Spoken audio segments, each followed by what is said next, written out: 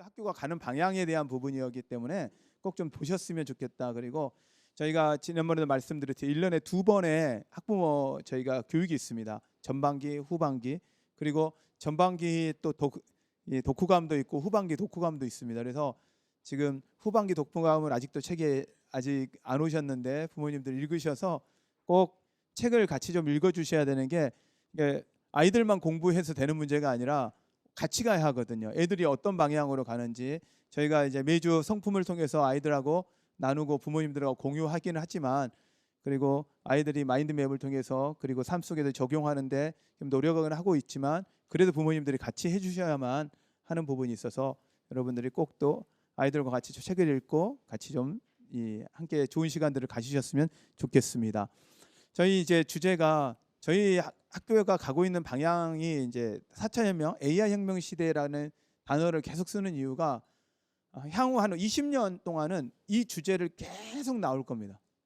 그리고 새로 어떻게 이것을 대안으로 갈 것인가가 지금 교육계도 고민하는데, 전체적으로 모든 고민입니다. 모든 대학들도 고민이고 대학인데, 그런데 제가 최근에 강의 하나를, 강의가 아니라 유퀴즈에서 그 방시혁하고 박진영이가 나와서 하는 유퀴즈를 봤어요. 근데 방시혁이 이 BTS를 만드는 과정 속에서 그 사람이 가지고 있는 철학이 너무 좋더라고요. 독특한 철학을 갖고 있길래 저 사람이 어떤 사람이지라고 봤더니 이 사람이 서울대 미학과를 나왔더라고요. 미학이 미술을 공부하는 게 아니라 철학과의 분과예요. 이게 철학인 거예요. 철학과를 나왔는데 이 사람이 그런 이야기를 하는 거예요. 이제 새로운 시대를 열어간 어떻게 보면 BTS인데, 다음 시대를 위해서 BTS는 어떻게 준비하냐는 이런 투에 대한 질문을, 그 기업에 대한 질문을 했어요. 그랬더니 이 방시혁 씨가 하는 이야기가 이런 이야기를 하더라고요. 변하지 않을 것, 변하는 것들을 가지고는 싸워서는 안 됩니다라고 하는 거예요. 변하지 않는 걸 붙잡으면 변하는 것들을 이길 수 있습니다라는 투로 이야기를 하는 거예요. 그래서 이 BTS가 그냥 나온 게 아니구나. 저 사람이 지금 현재 우리 K 어떤 팝을 이끌어가는 박진영부터가 시작을 했는데, 그 전에 이제 이수만이 일본이나 중국을 향해 들어갔긴 했어요. 그러나 실제적으로 이제 미국과 전 세계로 퍼뜨기 하는데 그 박진영이 있었고, BTS가 그걸 전략적으로 가는 이제 이 스토리를 좀 들었는데, 저거구나, 시대를 읽어가는 게 저런 거구나라는 생각을 하면서, 저도 제가 학교를 가는 방향, 지금 그리고 코로나 이전과 코로나 이후를 봤을 때, 코로나 전에 어떻게 보면 저희는 학교가 AI 시대 이후의 삶을 거의 준비를 하고 있었거든요. 근데 코로나가 딱 오고 나서 저희가 가고 있는 게 맞다라는 정답을 계속 던져주는 것 같아요. 그래서 요즘 이제 챗GPT에 지난번에 있던 오픈 AI에서 만든 챗GPT가 계속 업그레이드를 하는데, 그 업그레이드 수준이 상상을 초월하는 수준이에요. 최근에 이제 음성 인식 통해서 음성 대화를 할 수 있게 했는데 정말 대단하더라고요. 그래서 제가 이 강의를 준비하면서 한 번 더 이 친구한테 제가 챗GPT한테 물었어요.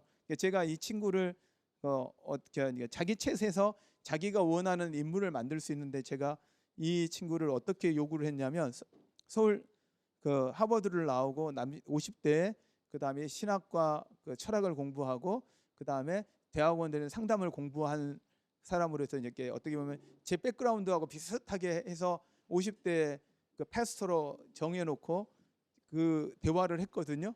대화를 하는데 대화의 깊이가 정말 대단하고요. 그리고 오늘 교육에 있어서 이 교육을 위해서 뭘 했으면 좋겠냐라고 교육을 했는데, 그 제가 하는 이야기들과 거의 비슷한 이야기들을 던져주더라고요. 지난번에 했던 이야기들과 거의 비슷한 이야기를 해요. 그래서 지금 챗GPT가 가고 있는, 그다음에 AI가 생각했던, 우리가 생각했던 것보다 이상 상용화가 되는데, 현재 기술이 상용화가 되는데, 기술이 개발되고 상용화가 되는데 10년 정도 걸린다고 해요. 그러면 지금 현재 10년 후에 나와서 상용화가 될 기술 현재 지금 거의 나와 있거든요. 그러면 지금 그 기술의 변화 가운데 과연 우리 학생들이 어떻게 살아가야 될 거냐, 직장부터 시작해서 삶을 어떻게 살아갈 것이냐가 우리에게는 고민이잖아요. 학교가 해야 할 역할들은, 지금 학교에서 애들이 착한 애로 공부 잘하는 애로 키워내는 게 저희 학교의 목표가 아니거든요.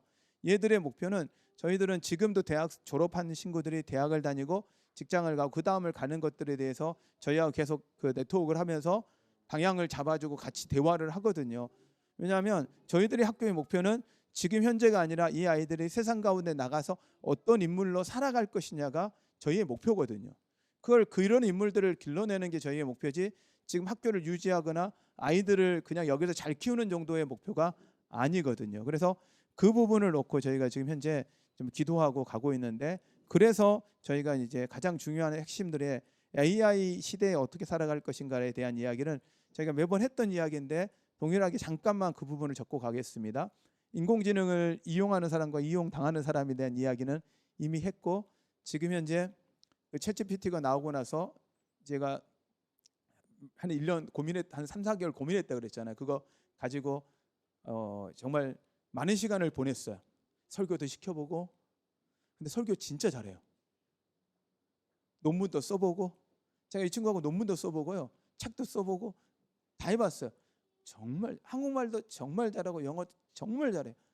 그리고 제가 설교 써놓은 걸 정리도 시켜보고 이 작업을 정말 많은 일을 해봤어요. 그런데 제가 이 딱 한 3개월을 이해하고 실험하면서 결론 딱 낸 게 뭐였냐면, 실력이 있는 만큼 쓰겠구나, 전문성이 있는 만큼 쓰겠구나 라고 이야기했는데 진짜 그렇게 되더라고요. 그래서 이쪽의 전문가들이 대부분 하는 이야기가 딱 하는 이야기예요. 이 인공 AI의 시대에는 전문성이 좌우한다. 근데 전문성을 지금 카이스트가 이 분야에서 최고 연구를 많이 하는데, 카이스트에 사는 이야기가 김대식 교수라는 분이 있어요. 그분이 이런 이야기를 하더라고요. 전문성을 가지고 있는 AI를 이용하는 사람이 10% 정도. 근데 인문학을 했던 이지성은 2%를 봤거든요. 근데 전문성을 가진 사람들의 입장에서는 10%를 보더라고요. 딱 한 10% 정도만 이용하고 90%는 이용을 당한다는 거예요. 이 이야기는 무슨 이야기냐면, 바꿔서 이야기하면 노트북을 가지고 돈을 벌 수 있는 사람이 있고 돈을 벌 수 없는 사람이라 생각하시면 돼요. 자, 생각을 해보세요. 노트북을 가지고 돈을 벌 수 있는 사람들이 우리 직업군 중에 얼마나 있을까요? 근데 앞으로 시대는 이런 거라는 거죠. AI라는 대상을 데리고 가지고 돈을 벌 수 있는 컴퓨터 개발자나 해커들이나 보안 시스템이나 그 다음에 아니면 이 인터넷 장사 그 쇼핑이나 해서 컴퓨터로 돈을 벌 수 있는 사람은 꽤 많습니다. 근데 그 영역이 10% 아니라는 거예요. 그럼 나머지는 그 개발자에 의해서 움직여지는 사람일 거라는 거예요. 그런데 임금의 차이가 빈부격차의 차이를 갖고 올 거라는 거예요. 위층이 한 90%를 가지고 간다면 10%가 이게 90%가 10%를 가지고 살아요. 근데 이게 어디가 그러냐면요, 동남아시아들이 그렇습니다. 동남아시아를 가보시면 부자들은요, 전 세계 어느 나라 부자보다 부자입니다. 그런데 그 나라 전체가 가난한 게 아니고 부자만 부자고 가난한 사람들은 가난한 구조로 되어 있는데, 이 구조가 AI가 계속적으로 되어지면 그렇게 볼 거라는 거죠. 근데 저는 이제 이 분야를 그러면 우리가 거기에 10%에 들어가기 위해서 경쟁해야 되냐? 저는 그렇게 보지를 않아요. 정말 배워야 하고 알아야 될 것하면 가지고 있는 아이들은 꼭 필요한 것을 아는 아이들은 10% 안에 들어갈 건데 10%의 크리스찬들이 많이 들어가야 된다는 거예요. 저는 그래야 나누고 베푼다는 거죠. 복이라는 건 가두는 게 아니고 흘려보내는 거거든요. 그러니까 복이라는 건 가두고 있으면 썩어요. 그런데 흘려보내면요, 복은 내가 누리고 또한 흘려보내는 도구가 되거든요. 하나님 우리에게 물질을 주신 건, 물질은 흘려보내라고 해서 이게 돈다고 그래서 돈이거든요. 돈은 돌아야 되는 거거든요. 그런데 돈을 가지고 있으면 복이 돼요. 그걸 돈을 돌려서 복이 되게 할 것이냐, 독이 되게 할 것이냐, 이건 우리가 선택해야 되는 문제인데, 그 부분에서 저희 아이들에게 이 학교에서는 복을 흘려보내는 아이들로 길러내는데 저희가 이제 목표를 삼고 가고 있다라는 겁니다. 그래서 신앙적 관점에서는 4가지를 이야기합니다. 꼭 가져야 되는 거: 영성, 인성, 지성, 전문성입니다. 그런데 많은 이제 상황들이 이 영성도 지성화하고 인성도 지성화하고 전문성도 지성화해서 알고 있으면 기도하는 거라 생각하고 알고 있으면 그렇게 산다고 생각하는 부분이 있거든요. 그런데 저희 학교가 공동체성을 가지고 특히 이제 기숙학교로 고집하고 하는 부분은 아는 만큼 기도해내는지, 아는 만큼 삶으로 살아내고 그걸 성품으로 보여주는지. 우리 저희 학교가 계속적인 신앙 여러분들이 아시다시피 함께 예배 보시다 알겠지만 저희가 오늘 시간들도 제가 강의로만 끝내려고 하고 질문 받고 끝내려고 해요. 그래야 빨리 끝낼 수 있고 우리 학교에 대한 예배에 대한 경험은 선생님 부모님들이 학교 예배 한번 오보시면 되고 특히 그리고 저희가 페런츠 나이 때 옆에 주변에 아시는 분들 학교 예배를 경험하고 싶으신 분들 학교를 보여주고 싶으신 분들 그날 저녁에 오셔서 아이들 발표하는 거 그리고 같이 예배하시는 시간을 보시면 될 거라고 생각이 들어요. 그래서 오늘 학교를 보여주는 시간보다 학교의 전체적인 방향에 대한 설명을 해드리는 시간을 좀 가지려고 합니다. 그래서 아이들이 이 삶 속에서 그것을 보여주고 느끼게 하는 신앙의 관점에서는 이 네 가지가 필요하다면 심리학 관점에서는 이 네 가지를 이야기해요. 회복 탄력성, 자아 존중과 그릿, 올바른 세계관.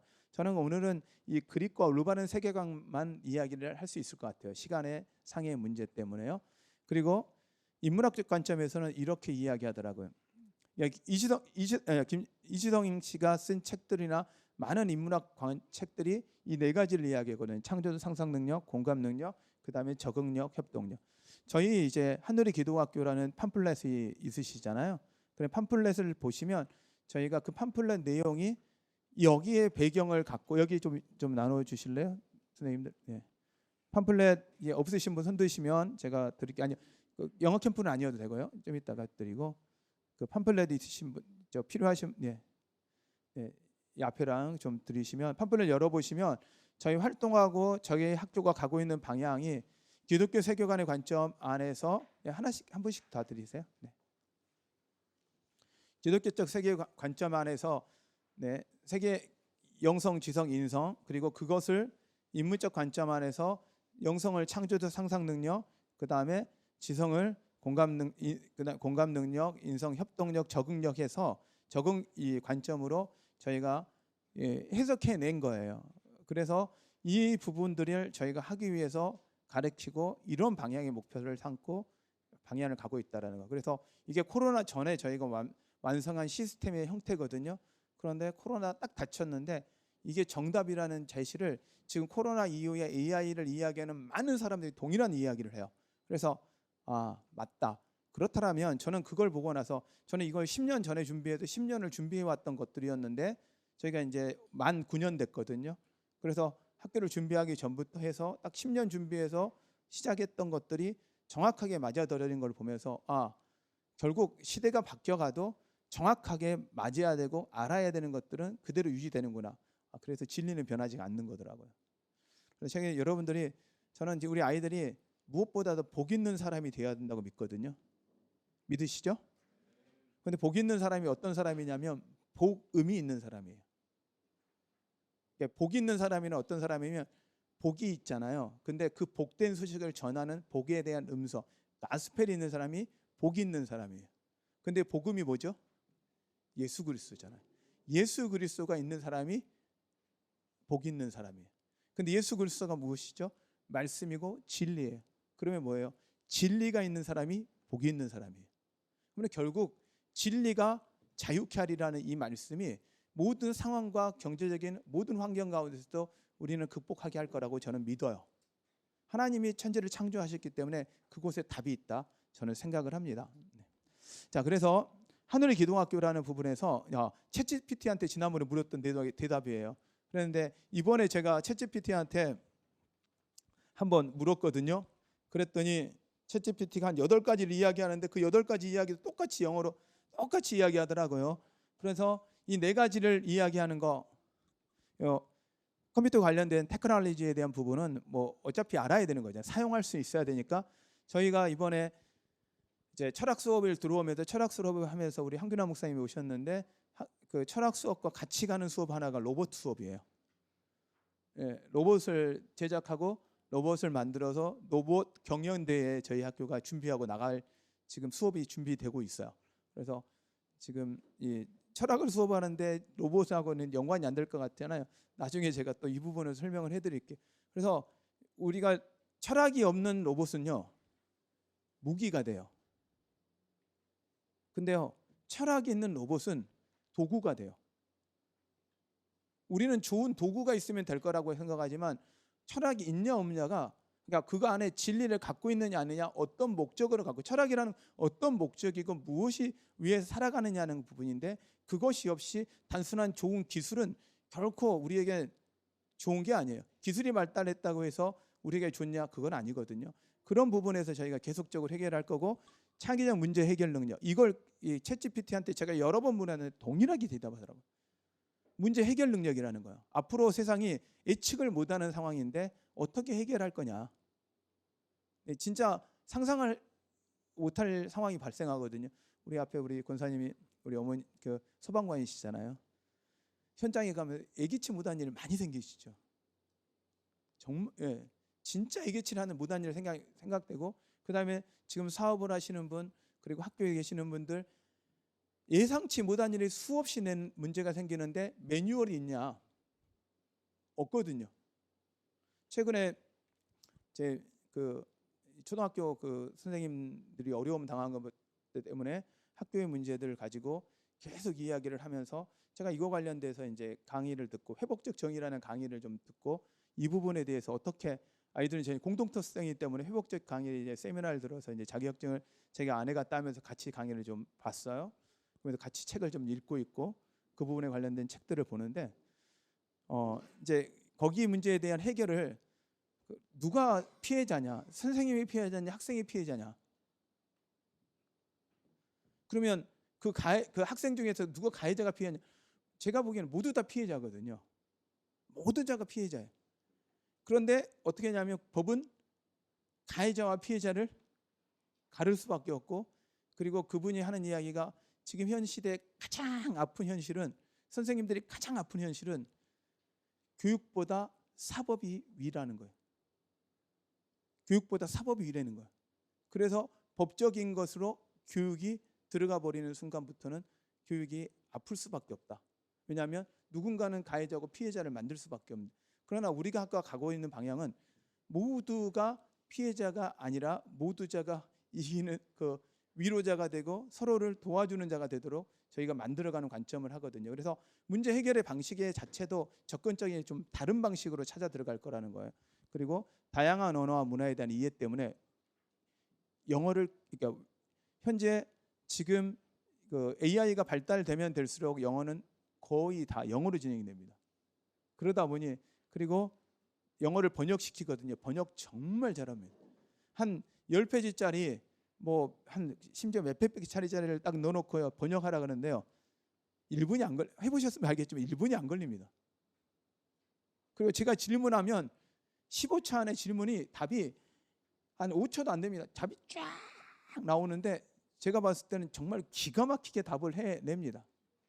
네, 그런 답들을 해내는 것들을 보면서, 그런데 이게 대부분 다 베이직이 어디냐? 영어라는 거예요.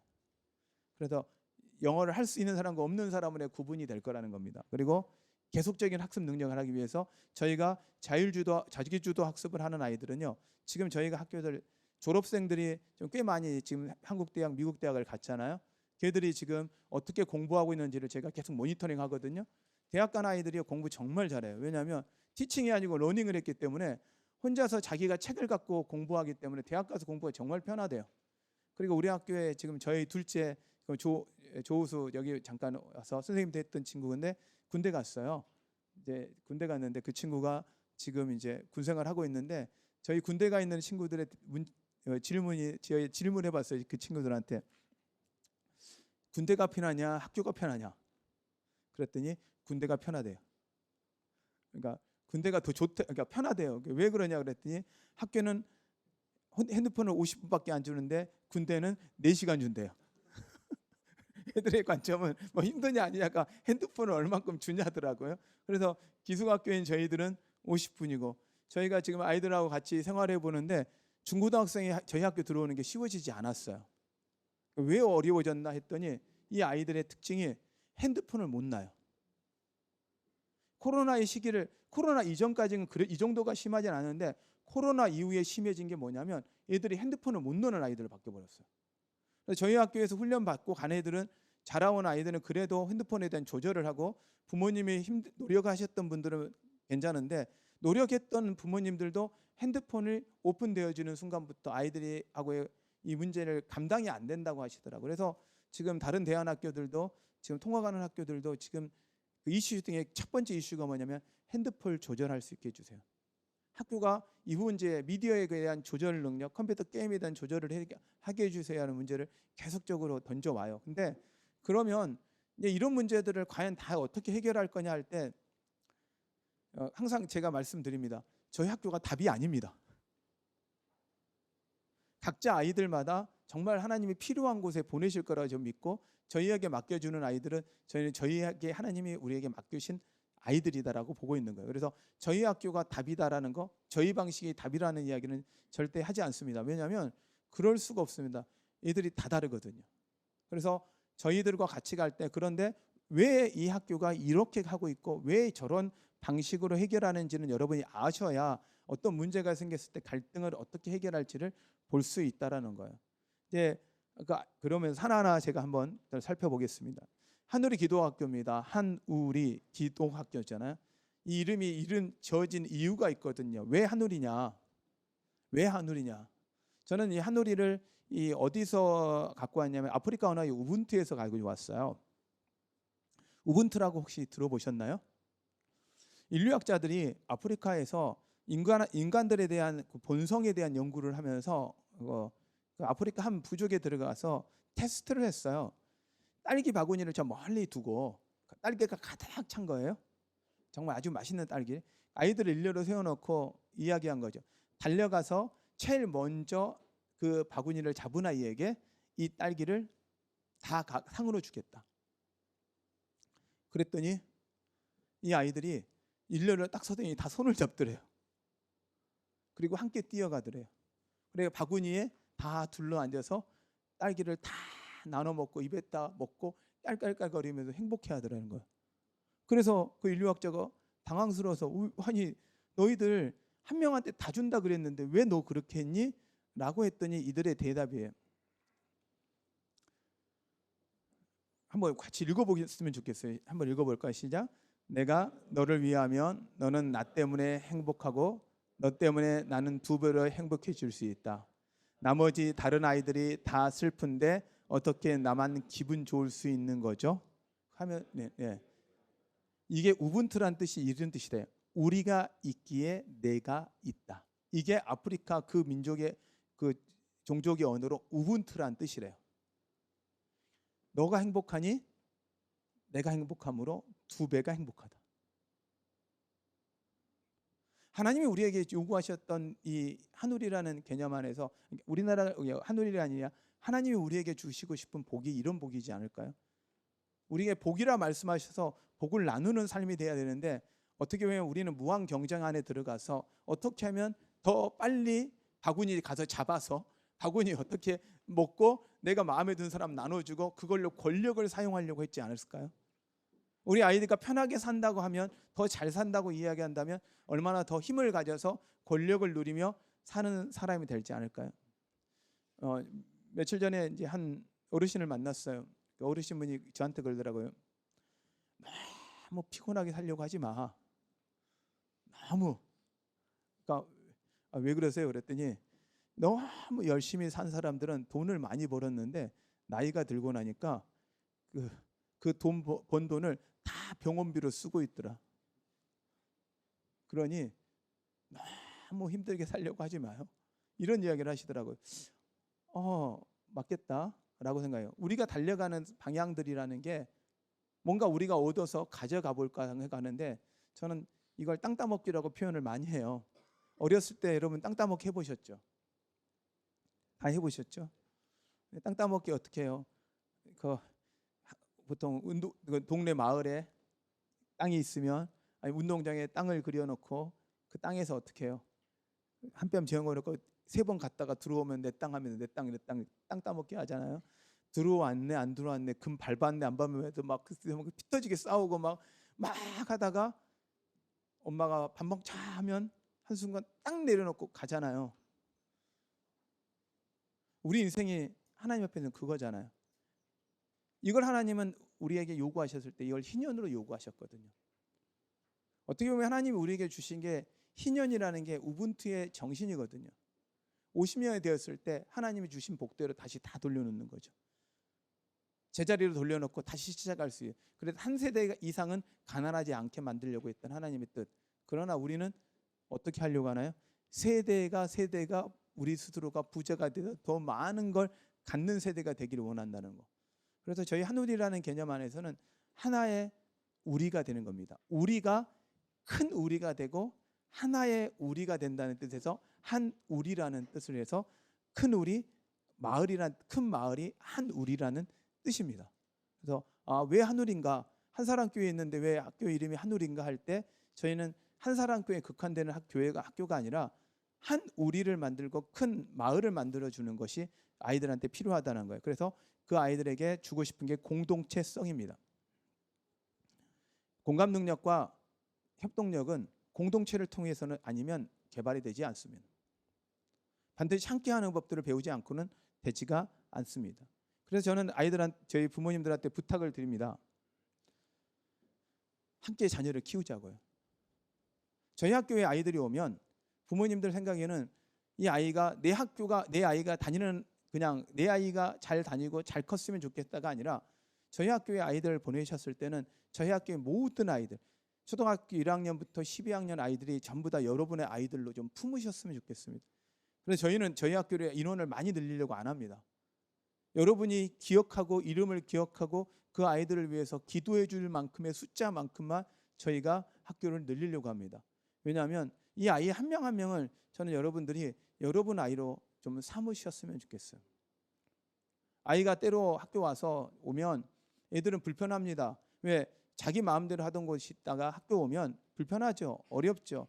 그리고 이 아이들이 어려우면 하는 방식은요, 울 걸로밖에 표현을 못합니다. 왜냐하면 자기의 감정을 제대로 잘 표현하기가 어려운데요. 그런데 한 아이가 언니하고 뭔 갈등이 일어났어요. 근데 옆에서 저희가 좀 쳐다보고 있는데 초등학교 1학년짜리가 이렇게 언니한테 이야기를 하더라고요. 이제 그 1학년부터 다녔던 애가 2학년이 됐어요. 근데 그 아이가 이렇게 표현하는 거예요.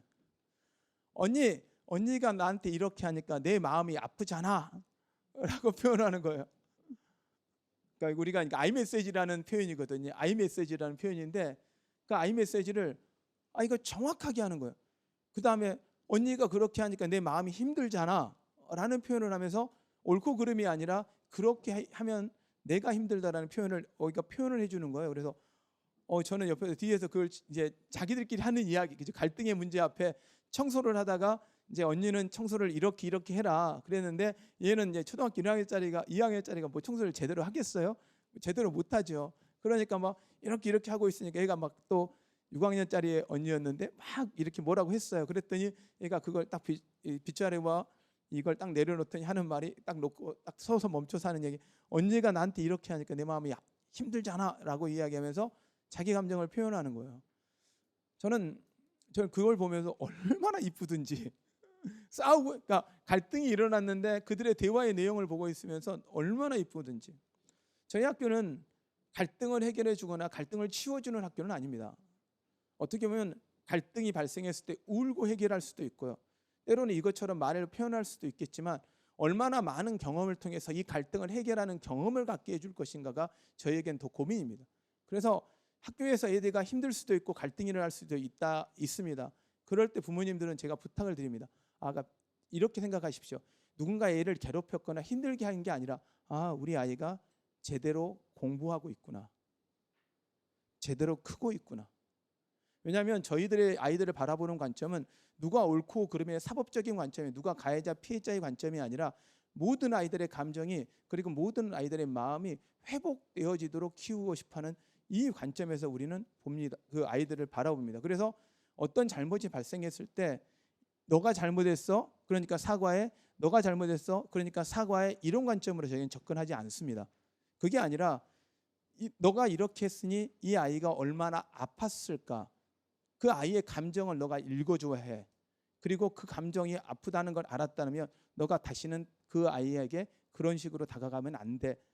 보면 저희들은 옳고 그름의 관점에서의 관점이, 그러니까 정죄의 관점이 아니라 회복해서 같은 형제가 되어지는 관점에서 저희가 계속적으로 접근하려고 합니다.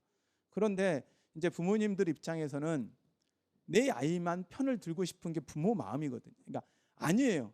아니 내 아이를 지키고 싶은 마음이 있겠지. 편들기보다는 지키고 싶은 마음이 강하다 보니까 아이에 대한 마음이 앞서다 보니 이게 팔이 안으로 굽는다는 말. 이게 좀 무서운 말이에요. 안으로 굳어버리는 현상들이 발생하기도 해요. 그런데요, 저는 이 팔을 안으로 굽히지 마시고 함께 넓히시기 바랍니다.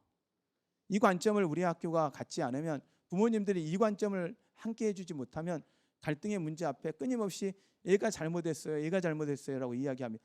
그 잘못된 행동은 그 스스로가 느끼고 그 스스로가 반성하고 찾아갈 수 있도록 저희가 계속적으로 도와주고 다시는 그렇게 안 할 수 있도록 잡아주는 작업을 합니다. 그런데 그렇게 해서도 저희 학교도 적응을 못할 경우에는 초등학교 아이들은 아니지만 중고등학교 아이들은 부모님과 면담 후에 저희가 정말 죄송한데 부모님도 이웃의 동의를 못하면 죄송합니다 그래요. 그리고 돌려보냅니다. 저희 학교에서 그래서 돌려보내는 애들이 꽤 있습니다. 근데 이걸 어려울 때 대부분은 그 부모님들이 저희가 가고 싶어하는 이 방향을 안 맞을 때입니다. 그래서 부모님들은 제가 부탁드리듯이 이 학교에 오는 순간 이 모든 애들은 내 아이다. 그래서 그 아이들의 이름을 댈 수 있으면 12학년까지 아이들을 누구누구 이름을 좀 외우시고 알아주시고 그 애들을 위해서 중보 기도해 주셨으면 부탁을 드리겠습니다. 네. 그리고 제가 또 강의할 때마다 꼭 하는 말씀이 다양한 면을 보는 것. 화장지를 거시면 한 깍을 하나만 줘보실래요? 네. 화장지를 보시면 화장지에 저희가 매번 제가 설명하는 것 중에 하나, 우리 아이는 틀린 말을 안 해요라는 이야기를 많이 합니다. 맞습니다. 근데 그 아이는 어디만 지금 감정이 상했기 때문에 다른 걸 보지 못하고 이것만 봅니다. 감정이 상해 있거든요. 우리도 그렇잖아요. 부부싸움 안 하시는 분 혹시 계세요? 안 하시나요? 한쪽이 이겨서 그럴 겁니다. 근데 부부싸움은 누구나 하죠. 근데 부부싸움을 하는 걸 보면 항상 하는 이야기가 뭐냐면 평행선을 그린다 그래요. 서로가 이 상대방 편을 보는 게 아니라 어떻게 봐요? 양편에서만 보는 거죠. 그래서 유영만 교수라는 분이 너무 재밌는 이야기를 했더라고요. 똑같은 유리인데 그 유리를 창문으로 쓰느냐 아니면 거울로 쓰느냐, 이게 무슨 말인가 했어요. 그랬더니 똑같은 유리인데 어떤 사람은요 그 유리를요 다른 사람을 정죄하는 도구로 쓰는 거예요. 창문으로 보는 거예요. 상대방만 보는 거예요. 그런데 어떤 사람은요 그 유리를 나를 돌아보는 거울로 쓰는 거예요. 그래서 말씀도 그러잖아요. 말씀 듣다 그러면 이 말씀 누구 집사 들었어야 되는데, 누구 들었어야 하는데, 이거는 뭐예요? 그 말씀이 올 때 그 말씀을 뭘로 쓴 거예요? 유리로, 창문으로 쓴 거예요. 그런데 그 말씀은 뭘로 써야 돼요? 거울로 써야 하거든요. 그러면 마냥 거울로만 써서는 안 돼요. 때로는 창문, 거울로 쓸 수 있어요. 아이들이 유리라는 관점을 봤을 때 이걸 유리로만 보는 게 아니라 창문이 될 수도 있고 거울이 될 수 있고, 이 면에 있어서 한 면만을 보는 게 아니라 육각의 면을 다 보고 그것을 볼 수 있는 아이로 키우는 것, 저희는 그것이 한 우리가 되어지는 거라고 봅니다. 그래서 갈등을 해결하는 능력을 키워주는 거죠. 갈등을 안 만나게 하는 게 아니라 갈등을 해결할 능력을 키워주는 게 저희 학교가 공부시키고 싶어하는 방향입니다. 그러면 왜 기독학교냐? 저는 이제 기독교 세계관에 있어서 이 관점이 가장 중요하다고 생각합니다. 그래서 비교하지 말라, 보이지 않는 것들 보라, 선택할 수 있는 것에 집중하라, 이 부분을 놓고 잠깐만 강의하겠습니다. 기독교 세계관에 있어서 일반 사람들은 무한 경쟁이라고 합니다. 그런데 기독교는 무한 경쟁이 아닙니다. 무한 공급입니다. 무한 경쟁과 무한 공급의 차이가 뭘까요? 우리는 한정된 자원을 가지고 지금 이제 한번 우리가 석유를 볼게요. 저희가 어렸을 때 혹시 저희 세대 때는 그랬던 것 같아요. 석유가 떨어지면 지구의 종말이 찾아온다는 이야기 혹시 들어보셨나요? 그러면서 석유가 결국 석유의 에너지는 석유로 끝날 거다, 이 이야기 들어보고 계셨죠? 그런데 지금 석유가 우리 모든 에너지의 전반을 차지하고 있지만 절대적이지 않습니다. 왜? 자연 에너지를 가지고 왔습니다. 최근에 제가 정보를 찾아보니까 수소 에너지가 어마어마하대요. 특히 우리나라에도. 근데 땅을 파면 딸수록 수소 에너지가 나온대요. 수소가스, 그러니까 수소차이죠. 그런데 이게 우리나라의 다음의 에너지의 절대적인 에너지가 될 거라고 해요. 그런데 수소 에너지는 왜 절대적이냐? 땅이 계속 만든대요. 고갈이 안 되고 땅이 계속 만든대요. 태양 에너지처럼. 이 과학 이 분야에 대해서 누가 아시는 분이 있으면 너무 좋을 텐데 있대요. 그래서 수소에 대해서 한번 서치해 보세요, 여러분. 최근에 지금 발견된 지금 정보들이거든요. 제가 너무 앞서갔나? 누구나 한 분이 아실 줄 알았더니 아무도 모르셔. 근데 우리가 생각했던 것보다 또 다른, 왜? 우리의 보이는 한계로 세상을 보면 안 돼요. 하나님이 무한하게 공급합니다. 직업? 지금은 의사가 뜹니다. 제가 생각하기에는 나중에는요, 수술은 로봇가 할 겁니다. 지금도 로봇가 하거든요. 의사들이 로봇 얼마나 기계를 잘 만지냐는 거죠. 근데 의사들의 그 경험치 때문에 의사가 하겠지만 로봇가 더 잘할 세상이 올 거라고 보고 있습니다. 그래서 여러분들이 아이들에 대한 직업, 아이들의 진로를 고민하지 마시고 이 아이들을 통해 하나님 일하실 것들을 기대하면서 이 아이가 하나님 만나 하나님이 주시는 그 지혜로 살아가도록, 여러분, 무한 경쟁이 아니라 무한 축복이고 무한 이렇게 공급을 신뢰하고 갈 수 있도록 여러분 키워주십시오. 그러면 각자의 마음, 근데 문제는 뭐냐면 이 그라운드가 겹칠 때가 있다라는 거예요. 근데 하나님이 각자의 그라운드를 주셨거든요. 제가 하나 이 장면을 보여드릴게요. 자, 아프리카 초원에 호수입니다. 이 조건의 웅병이에요. 제가 이 그림을 찾는데 여기 이 정도가 제일 나은 것 같아서. 자, 이게 문제가 뭐냐면 각자 그라운드가 있어요, 사람마다. 그런데 이 그라운드가 겹치는 공간이 있어요. 그랬더니 제가 가만 고민했더니 겹치는 공간이 웅덩이더라고요. 자, 웅덩이에 겹치는 게 뭐가 겹치냐면 우선은 말부터 다 이렇게 보이죠. 근데 이 옆에는 누가 있을까요? 지금 얘들을 노리고 있는 사람들이 누가 있을까요? 노리고 있는 동물, 사자.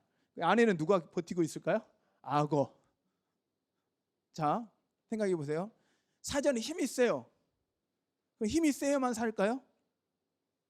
모두 그래서 그래 얼룩말이요. 그래서 트레이닝을 하는 거예요. PT 시작하는 거예요. 사자처럼. 그다음에 턱인 키우고, 그다음에 이빨 깔고. 그게 아니잖아요. 얼룩말은 잘 뛰면 돼요. 도망 다니고, 그리고 풀 잘 먹으면 돼요. 사슴도 마찬가지거든요. 사슴도 드디어 이제 안 되겠다, 힘을 키우겠다고 이거 뭐 뿔 갈라가지고 날카롭게 해가지고 뭐 권법으로 연습하고 막 이렇게 할까요? 그거 필요가 없잖아요. 자, 그러면 육지동물은 그런다 그래요. 잘 달려야 되는 것이 있고 잘 달리지 않아도 되는 게 있습니다. 자, 그리고 그러면 물고기를 볼게요. 자, 이제부터 물에서 살려면, 자, 얼룩말 수영 연습한다. 그럴 필요 있나요? 그런데요, 물고기를요, 야, 너도 지금 시대가 바뀌어가니까 잘 살려면 너도 뜀박질 연습해야 돼 해가지고 얘한테 뜀뛰기를 시키면 되나요? 여기 이제 좀 옆에 나무에 보면 원숭이들이 붙어 있거든요. 원숭이는 나무 잘 타면 돼요. 그런데 원룸만한테, 야, 너도 사자한테서 도망가려면 나무 타는 거 다 이렇게 배워야 돼. 그래도 되나요? 그게 아니거든. 자, 여긴 독수리가 날라와요. 자, 모든 것을 피해가려면 나는 법을 배워야 돼. 자, 물고기한테 나는 법 가르치면 날 수 있나요? 아니거든요. 자, 여기에 계시는 분들 중에는 운동선수 출신도 계시고, 어떤 분들은 이렇게 뭐 그리셨던 분들도 계시고, 각자 탤런트가 달라요. 그런데 모든 사람이 우리 아버님 한 분처럼 마라톤을 해야 돼. 우리가 모든 사람들이 마라톤을 해야 되면, 여기 있는 부모님들 중에 5km 같이 뛰자 그러면 여기서 지금 5km 뛰다 1km 뛰다가 다 쓰러지시겠죠. 꼭 그런 게 아니잖아요. 근데 우리 아이들을요, 각자 하나님이, 어떤 사람은 운동을 잘하는 사람, 어떤 사람은요 정말 장사를 잘하는 사람, 어떤 사람은 강의를 잘하는 사람으로 각자의 그라운드를 주셨어요. 근데 우리도 모르는 사이에 이 그라운드가 이 호수처럼 겹치는 공간이 있는 거예요. 그러다 보니 어떻게 보면 공부하는 시간대가 이게 겹치는 시간대예요. 그러다 보니 우리 안에는 뭐냐면 모든 걸 잘해야 된다는 생각을 하는 거예요. 그건 잘해야 되는 게 아니라 하나님이 우리에게 주신 그 탤런트대로 잘 해내면 된다고 저는 생각을 하고 있습니다. 그래서 아이들에게 완벽을 요구하지 마십시오.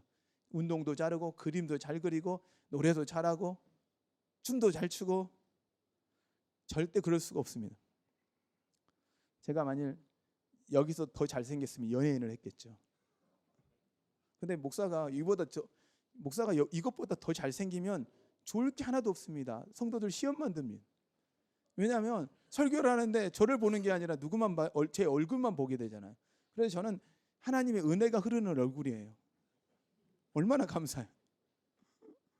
그래서 굳이 제가 여기서 이제 키가 저는 이제 74인데 제가 얘보다 더 커가지고 저희 그 둘째 아들처럼 1m 90짜리 돼가지고 키 크고 다리 길고 막 이렇게 저희 아내가 그러더라고요. 조금만 더 길었어도. 그래서 제가 속으로 그래. 조금만 더 길었으면 당신을 못 만날 수도 있어. 속으로만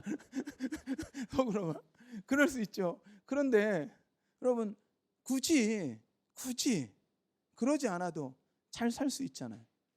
근데 우리 안에서는 우리들 자녀들을 향해서 어떤 마음이 있으시냐면 나한테 부족했던 거 그것만 있었으면 우리 애가 있었으면 좋았을 텐데 그것만 얘가 있었으면 좋았을 거라고 생각하니까 부모들은요 내가 갖지 못했고 내가 누리지 못했고 내가 하지 못했던 걸 애가 할 수 있도록 강요해요.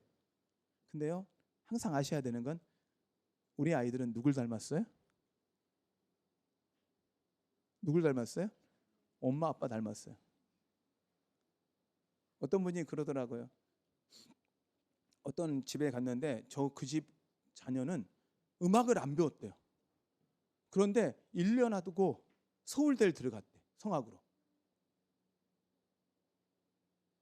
그러니까 그 선생님한테 가서 배우면 무조건 얘는 서울대 갈 거다.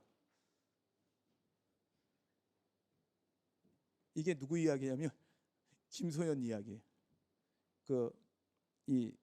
혹시 아십니까? 손준호 아내 1년 공부하고 서울대 들어갔어요. 근데 왜 1년 배우고 서울 갔느냐? 엄마가 교수님이셔서 매일 자기 집에 레슨을 했대요. 그래 어렸을 때부터 입시 음악을 어렸을 때부터 대학 가기 전까지 들었어요. 그래서 나도 해볼까 하고 1년 연습했더니 매일 들었던 거니 어떻게 해요? 자기가 다 아는 곡들이더래요. 그러니 1년 동안 한 거예요. 손흥민 집에 송정훈 웅이 지금 축구 클럽을 만듭니다. 꽤 오래 하셨습니다. 손흥민부터 키워서. 그런데 죄송합니다. 손흥민 하나밖에 못 키웠습니다. 손흥민만큼은 많은 좋은 선수를 키웠죠. 왜요? 그 아버지의 아들이니까.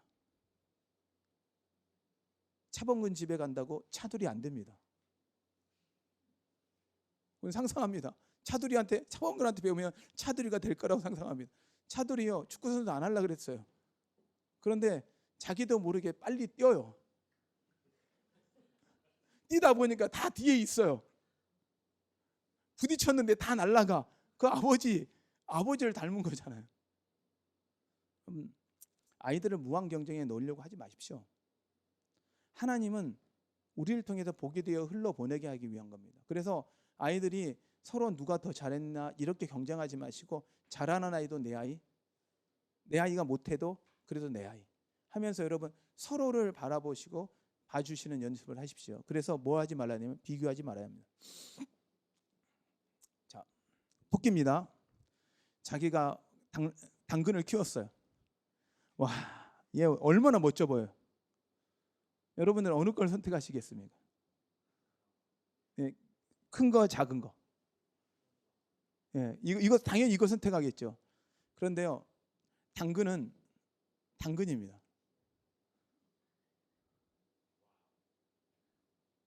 당근은 잎사귀가 아니고 뿌리입니다.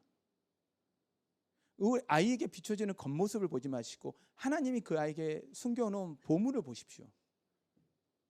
우리는 세상의 눈으로 보는 게 아니고 하나님이 그에게 숨겨놓은 보물을 볼 수 있는 힘이 있어야 합니다. 이걸 놓치면 우리는 끊임없이 겉으로 포장되어 있는 이 모습만 봅니다.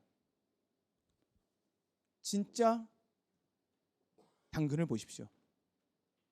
아이들을 향해 하나님이 숨겨놓은 보물을 볼 수 있는 여러분 되십시오. 비교하지 마십시오. 부모는 절대 누가 더 페이스 빨리 나갔니, 누가 얼마큼 영어 잘하니, 누가 뭐 그림 더 잘 그리니, 누가 더 달리기 잘했니. 이번에 이제 또 RSC 애들이 좀 나가요.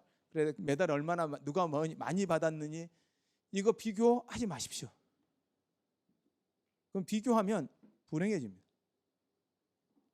형제들 간도 비교하지 마시고 여러분 아이들끼리도 서로 비교하지 마십시오. 그래서 저희들은 각자의 페이스로, 각자의 페이스, 그러니까 페이스라는 이름 자체가 페이스라는 의미도 있지만 각자의 페이스로 페이스를 풀어가고 각자의 페이스를 갈 수 있게 도와주는 것이 저희 학교의 역할입니다.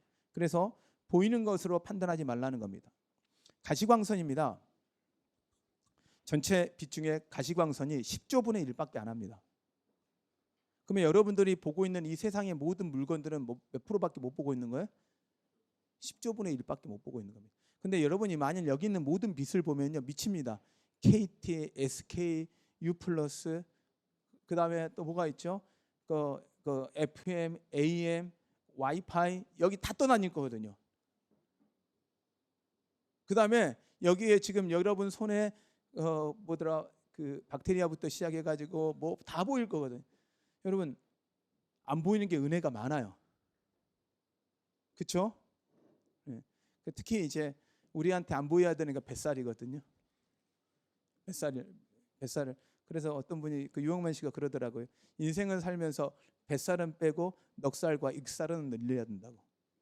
그래도 그 라임을 가지고 이 형님은 말을 가지고 장난을 많이 치는데 정말 재밌는 말 같아요. 여러분 우리 안에 보이는 것 관리 승부하시면 안 됩니다. 보이지 않는 것을 승부하는 겁니다. 하나님이 10조분의 1 나머지 보이는 거 외에 보이지 않는 그 당근과 같은 걸 우리 아이들에게 수없이 숨겨놨고 여러분한테 숨겨놨는데 우리가 보여진 것으로 그 아이들의 그 숨겨진 보물이 잊혀지지 않도록 묻혀있지 않고 튀어나올 수 있도록 저희 학교는 그 학교를 도와주는 게 저희 학교의 역할이라고 생각을 합니다. 그래서 저희 왜 기독학교냐 하면 기독학교냐면 지혜와 지식의 근본이 여호와를 경외하는 것이기 때문입니다. 그리고 이것을 통해서 어려움을 극복할 능력을 기르고 창조적 문제 해결 능력을 기르게 하는 것, 그것이 우리 학교가 가고자 하는 방향입니다. 그래서 필요한 게 그릿입니다. 그릿이 적응력입니다. 그래서 이 부분을 잠깐만 설명하겠습니다. 저는 우리 부모님들이 이렇게 살고 계신다고 생각해요. 저희 이제 바위를 밀고 있는데 이 바위를 넣으면 뒤에 누가 있냐면 이 뒤에 애들이랑 다 딸려 있어요. 그래서 이거 놓으면 놀 수 있어요, 없어요? 피할 수도 없어요. 그러니 이건 어떻게 해야 돼요? 끌고 올라가는 게 우리 어떻게 보면 지금 현재 부모님들의 상황이라고 생각해요. 그래서 매일 그 스트레스. 저도요. 저 이제 담임 목사잖아요. 학교 전체 책임자잖아요. 자, 이거 피하고 싶을 때가 있을까요, 없을까요? 특히 이 토요일 날 이맘쯤 되면요, 이거 피하고 싶어요. 이번 주도 제가 막 이렇게 좀 바쁘거든요. 다음 주까지 막 이렇게 일정들이 쫙 있는데 이거 살짝 놓고 싶어요, 옆으로. 근데 못 놓잖아요. 어떻게 보면 그래서 이걸 끌고 이렇게 가는 거예요. 근데 하나님이요, 환상의 꿈속에 새벽에 이걸 설교를 하다가 확 아침에 일어났는데 이제 설교를 준비하면서 보는데 이걸 하나님 뒤집어 버리시는 거예요. 어떻게 뒤집으시냐면 하나님 판을 바꿔 버리시더라고요.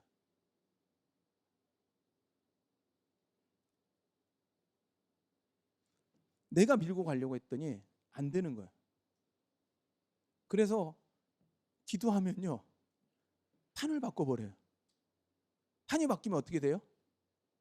올라가던 돌이 뭐가 되는 거예요? 내려가는 게. 저는 이 판을 바꾸는 하나님을 만나게 아이들이 도와주고 싶어요. 우리 인생의 역경을 만나요. 어려움 만나죠. 어떻게 안 만나요? 근데 그 만날 때마다 판을 바꾸시는 하나님을 경험하는 거예요. 이스라엘 백성이나 성경이 그 이야기더라고요.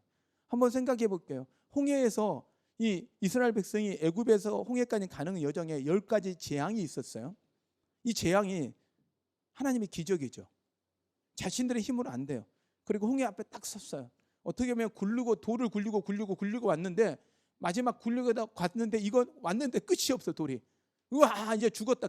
이거 놀 수 없고 어떻게 되나요? 깔려 죽을 상황인 거예요. 이 상황에 있을 때 하나님이 어떻게 해요? 갈르시잖아요. 판을 바꿔버려요. 여러분, 여러분의 인생의 문제 앞에 그 아이들도 그렇고 여러분들이 보여주셔야 돼요. 기도하면서 판을 바꾸신 하나님을 여러분의 아이들을 만나게 해주셔야 돼요. 여러분이 그 일을 해주셔야 한다는 거예요. 기도로 그걸 해주셔서 아이들한테 보여주는 부모님이 되셔야 합니다. 저희는 이런 학교가 되고 싶은 거예요. 애들이 힘들어요. 어려워요. 근데 그걸 어려운 문제를 피하는 게 아니라 그 어려운 문제를 극복할 수 있는 능력을 길러주는 거예요. 처음에 저희 학교가 중고등학교만 하다가 초등학교를 처음 시작하고, 저는 초등학교는 초등학교부터 기르면 잘 기를 수 있다고 생각을 했습니다. 왜? 순수하니까. 그랬더니 초등학교 애들 다 데리고 왔는데 죄송해요, 안 순수하더라고요. 얘들이 벌써 세상물을 많이 먹었어. 어떤 아이는 심지어는 그래요. 자기가 야동을 많이 봤다고 자랑을 해. 그걸 힘으로 가지려고 그래. 너무 황당해서 조사를 했죠. 아이들이 이제 저한테 리포트를 하니까, 그래서 조사를 했어요. 봤냐? 그랬더니 아니요. 그렇게 말하면 아이들이 저한테 관심 갖고 제 이야기를 들어줄 것 같아서 거짓말을 했어요. 그럼 본 적이 있냐? 아니요. 라고 해요. 넌 이 말도 못 믿겠는 거야. 우리가 상상했던 이상으로 이 아이들 안에 이미 세상의 물이 너무 많이 들어서 세상의 방식으로 살아가고 있는 거예요. 어린 아이들인데. 제가 너무 황당했어요. 힘들고.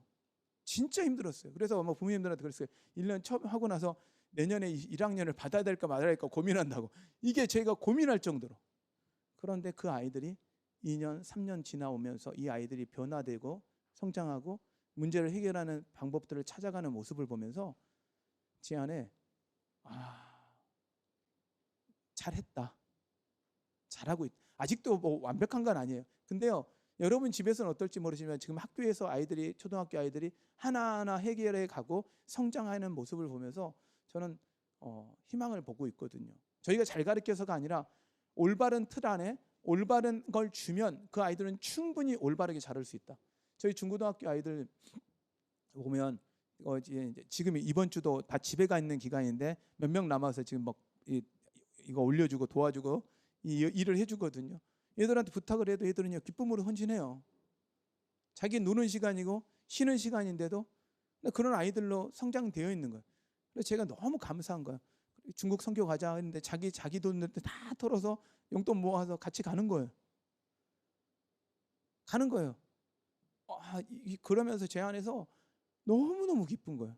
그냥 이 아이들을 쳐다보고 있는 기쁨이 여러분 말도 못하고, 저희 초등학교 1학년부터 시작해서 이 얘들 보면요, 전 너무 이뻐요.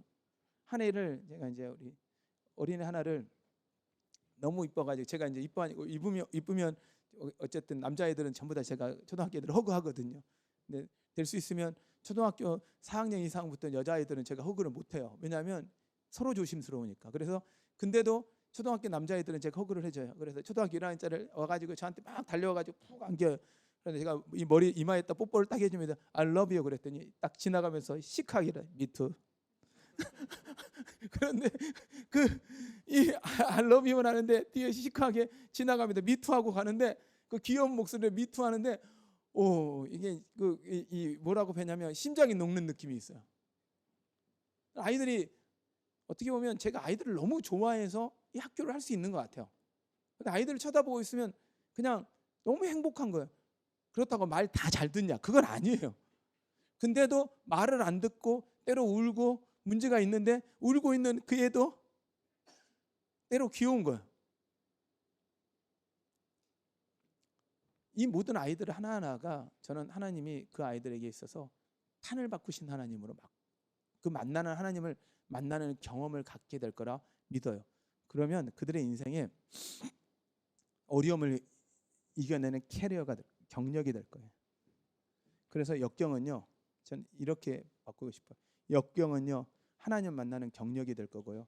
그들의 역경의 단계는 하나님을 만나 경력의 계단이 되어질 거예요. 우리 부모들은 이 계단 다 펴고 싶거든요. 애들의 인생에 하나도 없게 하고 싶거든요.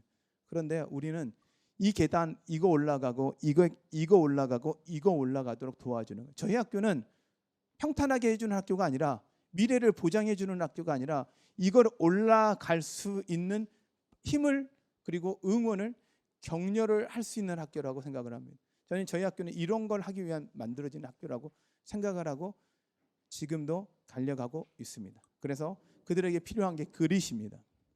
그릿이란 끈기와 진념이고 노력, 집중력이라고 표현합니다. 근데 그릿에 꼭 해야 될 것 중에 하나는 끈기예요. 끈기의 반대말 끈기예요.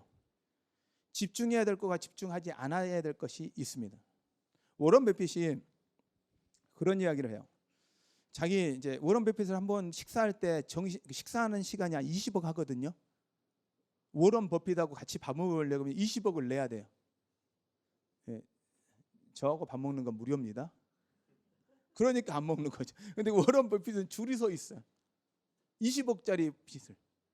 그런데 이 사람 전용 그 비행사가 비행기 전용 자동차 비행기 아니고, 이 사람은 이제 워낙 바쁜 사람이 비행기가 있거든요. 전용 비행기가 20억 정도면 비행기 있어도 되잖아요. 근데 이 사람 20억 이 비행기 조종사가 이제 은퇴를 하는 시간인 거, 그러니까 이걸 그만두고 다른 직장으로 가려고 하는 상황에서 이 사람 그 워런 버핏이 자기를 잠깐 만나자고 하고, 그러면 20억짜리 식사를 해준 거예요. 운전사를 위해서 만나서 이야기해 준 거죠. 그러면 이야기한 거죠. 자네가 지금부터 당신이 이루고 싶은 20가지를 목표를 정해보라. 써보라 그런 거예요. 그랬더니 20가지를 썼어요. 그 중에서 꼭 이루고 싶은 거 5가지만 써봐라. 그랬더니 5가지를 딱 적으니까 이 운전사가 그런 거야. 답이 보입니다. 어떻게 가야 할지 보입니다. 그랬어요. 그러면 이 워런 버핏이 물은 거예요. 그럼 15개는 어떻게 할 거냐? 그랬더니 이 조종사가 그런 거예요. 그건 하나씩 이루어 가야 되지 않을까요? 그랬더니 아니라고. 15개를 버리는 연습을 해라고. 어떻게 보면 우리는 끈기라는 그릿을 가지고 모든 것에 집중하는 게 아니라, 집중해야 될 것과 집중하지 않을 것에 대한 구분할 수 있는 끈기와 끊기를 잘하는 연습을 해야 해요. 근데 그 가운데 그러고 나서 끊기를 한 다음 끈기를 갖고 집중해야 될 때 어떻게 해야 되냐? 어떤 아이들은요, 이게 파워포인트가 그 위치가 좀 바뀌어서 그런데 조금 혹시 옆으로 늘려줄 수 있어요? 네. 수정 가능할까요?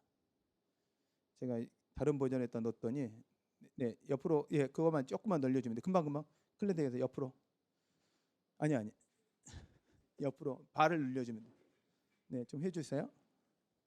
네네, 오케이, 굿자. 네, 감사합니다. 다시 한번 할게요. 요즘에 그 쓰시는 분들이 전부 다 웬만하면 사역자들이 다, 저는 그 PC 계열을 쓰고 있고 마이크로소프트 쪽으로 이고, 사역자들은 거의 다 아이패드나 아이폰을 쓰고 있기 때문에 넘기면 호환이 안 돼가지고 가끔 이렇게 돼가지고, 지난번에는 그 판을 바꾸신 하나님 있잖아요. 이걸 보내줬거든요. 그랬더니 얘가 펴져 버렸어요. 설교 한참 하고 있는데 얘가 이렇게 해가지고 줬는데, 이렇게 나는 분명히 그걸 보냈는데 이게 설교하고 있는데 이렇게 펴져 있는 거예요. 그래서 지금처럼 이렇게 바꾼 걸 했어요. A라는 친구는요, 재능이 10이에요. 끈기가 1이에요. 그러면 기술이 어떻게 되냐면 10이 돼요. 그런데요, 끈기가 1이잖아요. 끈기는 자기의 노력, 자기의 힘으로 기를 수 있는 건데, 어떻게 보면 탤런트는 타고난 거잖아요. 근데 그러면 기술이 10이면 끈기가 1이에요. 왜? 노력을 안 했으니까. 그러면 성취도 10이라는 거야. 이건 탤런트가 아주 많은 아이들이에요. 근데 탤런트가 이런 애들이 있어요. 탤런트가 2밖에 안 돼. 재능은 2밖에 안 돼. 근데 이 아이들이 끈기가 4예요. 그러면 기술이 뭐가 돼요? 8이 되죠. 그런데요, 기술이 8이잖아요. 끈기가 4면 얼마가 되냐면 성취가 32가 돼요. 우리들은 탤런트의 싸움을 해요.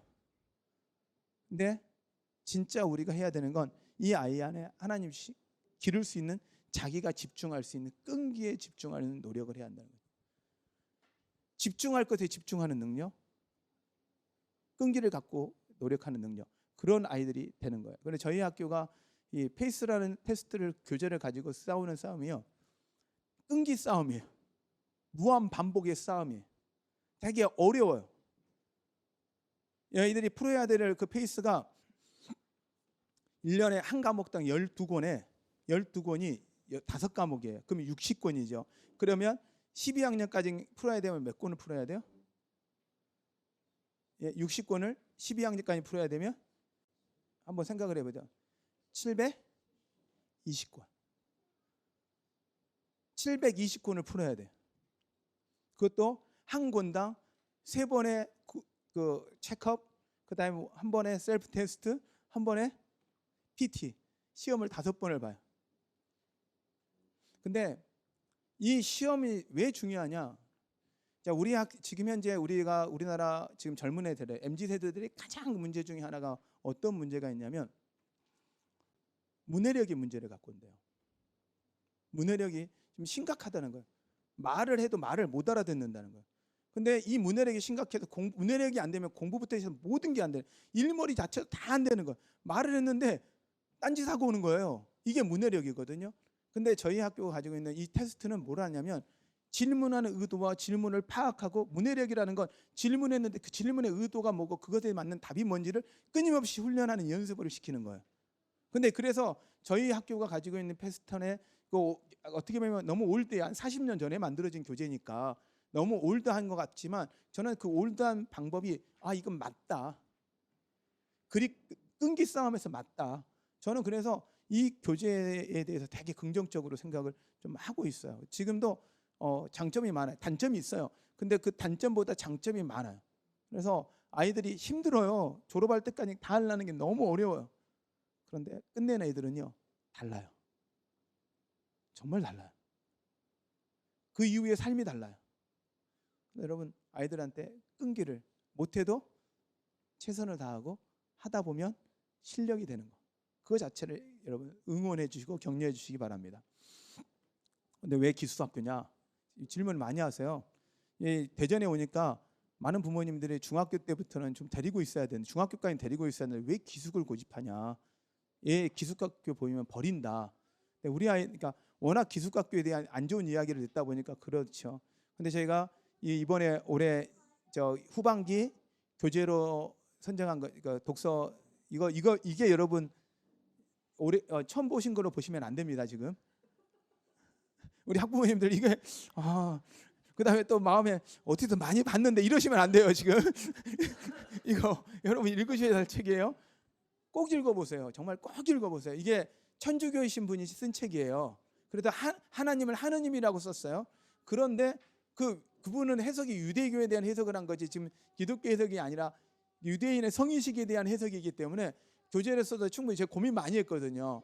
이제 천주교의 베이직을 갖고 있을 때 하느님이라고 썼는데 이걸 내가 교재로 써야 될까 말까 하는데 충분히 가치가 있다라고 생각을 해서 저는 이 성인식 책을 좀 꼭 권합니다. 그래서 아이들한테 이 유대인들의 성인식은요 12세에서 13세 성인식이 진행되거든요. 여자애는 12세, 남자는 12세, 13세예요. 근데 그들은요 그때 기준으로 성인식이 딱 하는 순간 얘를 성인으로 인정해요.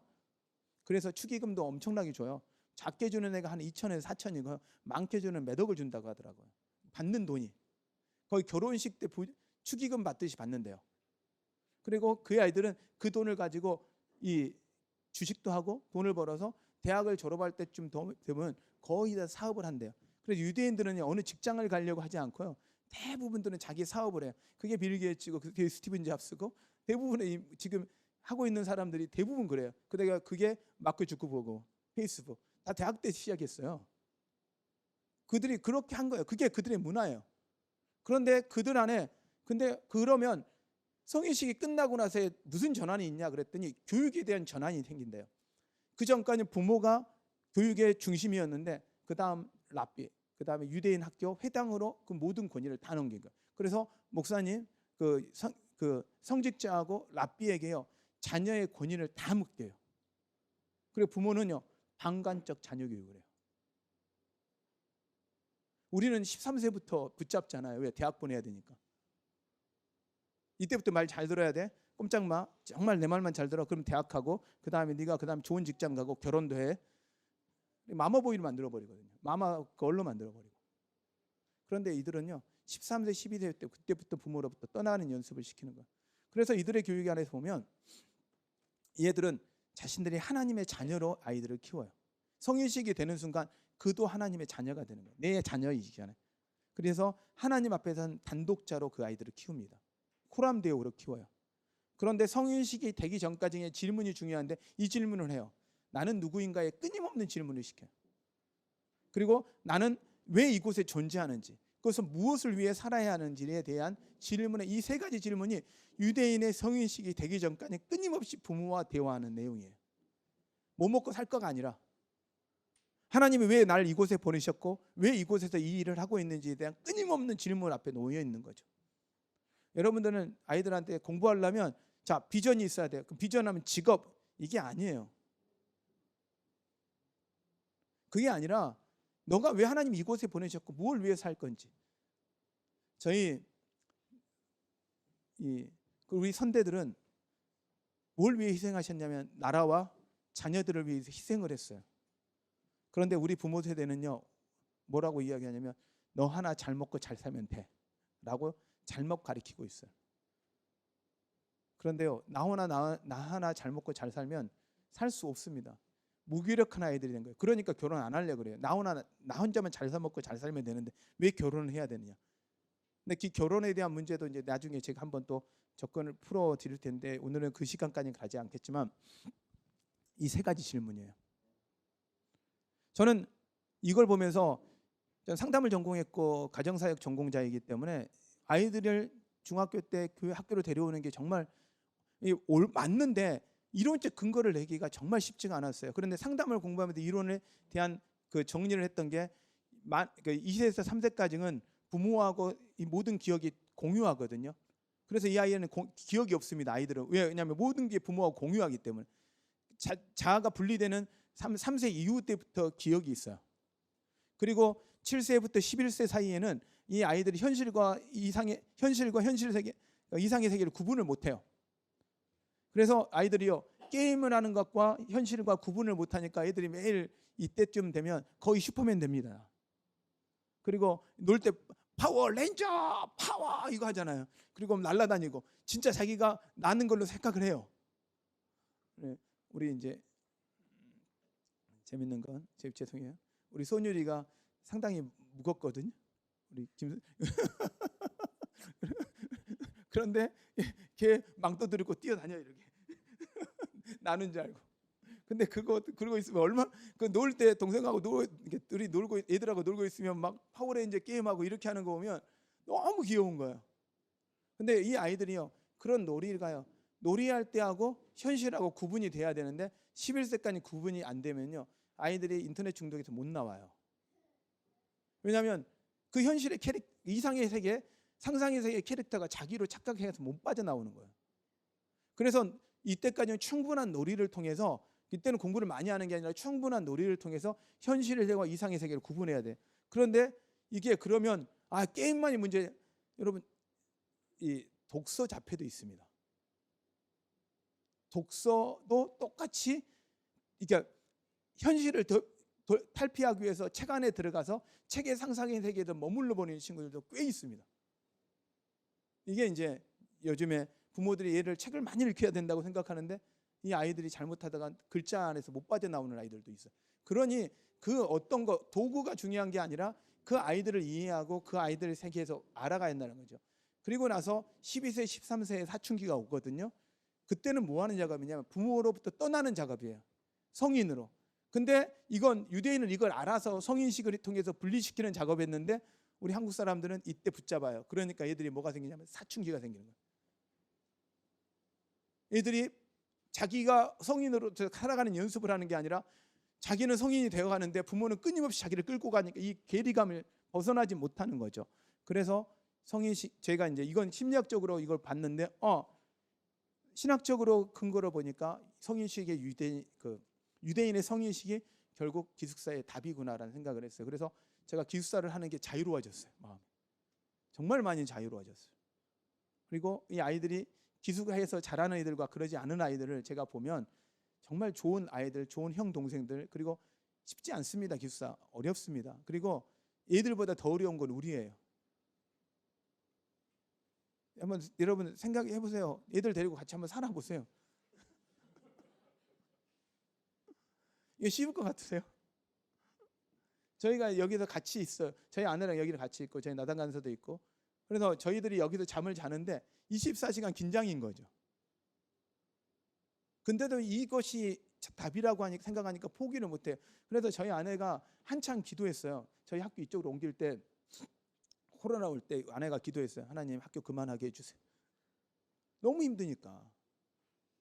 너무 힘드니까. 그래서 아내는 계속 기도했는데 애들이 오는 거예요. 하나님 안 와야 되는데. 아내 입장은 그런 거죠. 충분히 이해되는 거예요. 그래서 당신 학교 한다고 처자식 다 고생하는 거 이게 되냐 막 저한테 항의하고 막 그랬거든요.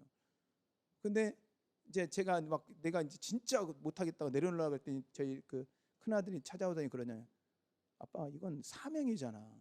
하고 안 하고의 문제가 아니라 아빠가 안 하면 내가 해 라고 하더라고요. 어떻게 해요? 해야죠. 그래서 저희 큰아들 지금 조나단 간사는 너 미국 가 그냥 가면 되니까, 학교 다니고 있으니까 온라인 안 하고 가, 편하게 좀 있어. 나 좀 편하게 너 살았으면 좋겠어 라고 아내랑 저랑 정말 많이 내보내라고 했거든요. 둘째는 갔다 오니까 자기는 너무 좋으니까, 저희도 큰애도 좀 그런 자유를 누렸으면 좋겠으니까 그랬는데 걔는 아니라는 거예요. 자기가 학교가 사명이라는 거예요. 자기한테는. 그리고 그 일이 엄마 아빠가 시키면 난 안 한다고. 이건 하나님 나한테 준 거니까 내가 한다고. 그러니까 지금은 저보다 더 열심히 해요. 올띵스 페스티벌 거기에 올인하면서, 왜 우리 학교는 예배하는 아이들을 길러내는 학교가 되어야 합니다. 다음 세대는 예배로 이겨야 합니다. 이게 예야의 어떤 캐치프레인이거든요. 그래서 그 일을 하는 거예요. 그래서 지금은 제가, 예전에는 제가 끌고 갔는데 저희 다음 세대 저희가 키웠던 아이들이 지금은 그것으로 학교를 끌고 가줘서 저는 참 감사하다라고 생각을 해요. 나는 누구이고 왜 여기서 살아야 되고 무엇을 위해 하는지 저희 아들들이 그 답을 찾아줬다라는 거. 그리고 이 아들이라는 이야기는 제 아이만이 아닌 우리 아이들까지, 저희 학교 졸업생까지 포함한 겁니다. 그렇게 사는 아이들로. 그리고 그들과 대화해 보면요, 아마 나당간살하고 대화하는 분들은 다 그런 이야기를 해요. 30이 넘은 줄 알았대. 다 30이 그래서 24살이고 이제 24살짜리고 어리죠. 이제 24살짜리고, 그리고 우리 아이들이 뭐 20살, 그다음에 지금 간증하는 거 보면 그 이거 유튜브 간증했던 아이들이 고등학교 1학년 이제 17살짜리 아이들이거든요. 그들의 생각의 깊이가요, 저를 또 깜짝 놀라게 하는, 그걸 저희가 건들질 않았거든요. 간증에 건드렸으면 제가 건드렸을 거예요. 담비야, 우리 영어 캠프가 여름 겨울로 다 있거든. 왜 이번 겨울 캠프가 있는데 왜 여름만 썼어? 막 이랬을 거고. 그다음에 이렇게 막 멘트 조정했을 거예요. 근데 그냥 뒀거든요. 왜냐하면 그들을 믿으니까, 신뢰하니까. 근데 걔들의 그 고백 안에, 그들의 고백을 보면서 걔들이 얼마나 힘들었겠어요. 그런 간증이 나온다는 게 쉬운 게 아니거든요. 힘든 만큼 성장한 거예요. 저는 기숙을 좀 힘들다고 봅니다. 근데 반대로 제가 줄 수 있는 최고의 선물이라고 생각합니다. 마을을 줄 수 있고 형제 자매를 줄 수 있고 새로운 가족을 줄 수 있기에 저는 이 기숙이 저희가 힘들지만 줄 수 있는 최고의 선물이고요. 난방비도 엄청나게 듭니다. 겨울에 저희가 난방비가 저희가 교회에다 내야 되는데, 작년에 겨울에 1월달 2월에 가스값 올라가고 막 전기값 올라갔잖아요. 1,000만 원 나오더라고요. 상상을 초월함. 그래서 이건 기숙사는 이건 안 되겠다, 이 정도까지거든요. 이게 뭐 생각을 해보세요. 1,000만 원이면 이거 작은 돈이 아니에요. 근데 우리가 기숙 학생들이 많지가 않은데 기숙비 여러분 생각해 보십시오. 저희가 기숙사로 그 냉당방 아이들의 기숙사비로 받는 게 밥값 빼고 20만 원인데 20명이 밭에 400인데 아니요 20명에서 400인데 한 달 1,000이 나오는 거예요. 이건 수지타산이 안 맞아요. 그럼에도 불구하고 어디다 투자해야 할까 할 때 저는 기숙엔 투자해야 한다 않을까라고 생각을 하고 있습니다. 그래서 부모님들한테도 이게 단점이 아니라 우리가 갖고 있는 최고의 장점이라고 여러분들이 홍보해 주시고 아이들의 그 변화들, 간증들을 좀 홍보해 주셨으면 좋겠다 생각합니다. 예, 자기주도 학습입니다. 저희가 자기주도 학습을 이야기합니다. 저희의 페이스에 그리고 모든 공부들은 자기주도 학습입니다. 티칭이 아니고 러닝입니다. 혼자 공부할 수 있는 법을 배워요. 스스로 학습하는 터득법을 배웁니다. 그리고 각자의 속도가 다릅니다. 저는 저희 학교가 갖고 있는 최고의 장점은 각자의 속도가 다르다는 거예요. 나이가 같기 때문에 같은 학년으로 주는 게 아니라 자기의 속도에 자기가 원하는 공부를 해갈 수 있다는 장점이 저는 저희가 갖고 있는 최고의 장점입니다. 왜냐하면 늦게 꼽히는 아이들이 많거든요. 저희 초등학교 3학년 때 저는 한글을 제대로 띄었습니다. 누가 가르쳐주지 않았잖아요, 저희 시대는. 그리고 초등학교 4학년 때부터 저는 공부를 잘했습니다. 왜냐하면 한글이 튀어지고 나서부터 머리가 튀었거든요. 저는 늦게 꼽혔습니다. 저희 둘째 아이는, 저희 큰 애는 좀 일찍 꼽힌 아이였고 저희 둘째는 아주 늦게 꼽히는 아이였습니다. 그래서 걔는 저희 학교 졸업하기 전까지도 늦게 꼽혔습니다. 그런데 하나님이 그 아이를 여기 학교에서 준비시키고 딱 대학을 가면서부터 꽃을 피는데, 와, 어떻게 하나님이 이 애를 이렇게 키우셨지? 정말 어떻게 이렇게 키우셨지? 그래서 저희 아이의 큰아이, 둘째 아이의 변화를 보고요, 밑에 지금 공부 안 하던 우석이가 있어요. 찬양만 좋아하다 기타 치고, 이우석이라고 있어요. 걔하고 저하고 얼마나 씨름했는지 몰라요. 걔는 연초가 되면 맨날 그 학교를 그만두겠대. 왜? 공부가 싫으니까. 그런데 제가 그래서, 야, 어리석을 위해 돌석이냐 막 내가 야, 너 왜 그러냐? 너 그러면 안 된다. 뭐더라, 그 똑똑할 석인데 현명한 석인데 너 왜 그러냐 막 그러면서 진짜 막 그렇게 씨름을 했어요. 그런데요, 얘가 고3이 딱 되고 이 형이 대학을 갔다가 왔는데 형의 변한 걸 본 거야. 같이 놀았던 형이거든요. 공부 같이 안 하고 맨날 잠만 같이 자는. 같이 잠을 잤더니 우리 아이는 위로 컸고 걔는 옆으로 컸거든요. 그런데 이랬더랬는데 얘가 탁 도전을 받더니 딱 그러더라고. 저 미국 대학 가야 되겠습니다. 저 공부해야 되겠습니다. 얘가 공부해요. 원래 찾겠어요. 근데 얘는 공부에 대한 필요성을 전혀 못 느꼈어요. 정말 늦게 꼽혔어요. 근데 이제 고3 때도 꼽혔어요. 절대 안 늦는 거죠.